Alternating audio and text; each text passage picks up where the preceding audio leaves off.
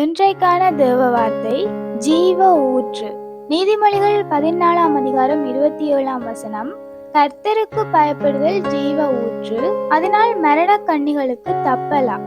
கர்த்தருக்கு பயப்படுகிறதான பயம் ஒவ்வொருத்தருடைய வாழ்க்கையிலும் இருக்க வேணும். அப்படி கர்த்தருக்கு பயப்படுகிறதான பயம் ஜீவ ஊற்று என்று சொல்லி இருக்கு. அப்படி கர்த்தருக்கு பயப்படும் போது மரண கண்ணிகளுக்கு தப்பலாம். கர்த்தருக்கு பயப்படுகிறவர்களை தேவன் எப்படியாய் ஆசீர்வதிக்கிறார் என்றதை குறித்து சங்கீதம் 128ஆம் அதிகாரத்துல சொல்லப்பட்டிருக்கு. அதாவது கர்த்தருக்கு பயப்படுகிறவர்கள் பாக்கியவான்களா இருக்கிறார்களாம்.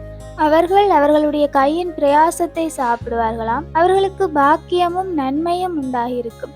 அவர்களுடைய மனைவி பிள்ளைகள் கனிதரும் திராட்சை கொடியை போல இருப்பார்களாம். அவர்களுடைய பிள்ளையின் பிள்ளைகளையும் இஸ்ரவேலின் சமாதானத்தையும் காண்பார்கள் என்றதாக சொல்லப்பட்டிருக்கு.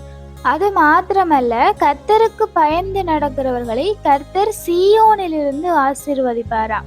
இப்படி கர்த்தருக்கு பயந்து நடக்கிறவர்களுக்கு தேவன் அநேக ஆசீர்வாதங்களை கட்டவிழ்த்து விடுகிறார். எங்களுடைய வாழ்க்கை ஆசீர்வாதமாக மாறணுமா இருந்தா முதலில் தேவனுக்கு பயந்து தேவனுக்கு கீழ்ப்படிந்தவர்களா இருக்கணும்.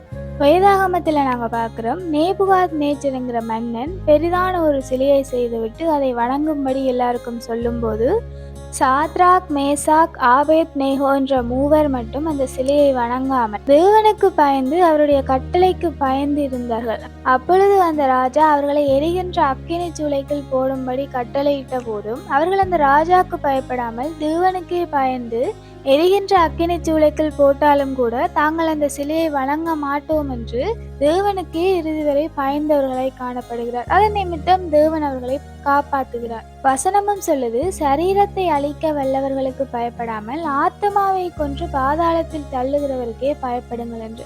தேவனுக்கு நாங்க பயந்து நடந்தோமா இருந்தா வேற யாருக்குமே பயப்பட தேவையில்லை. அப்படி தேவனுக்கு நாங்க பயப்படும் போது தேவன் சொன்னதான அந்த ஆசீர்வாதங்களை எங்களுடைய வாழ்க்கையிலும் கட்டவிழ்த்து விடுவார்.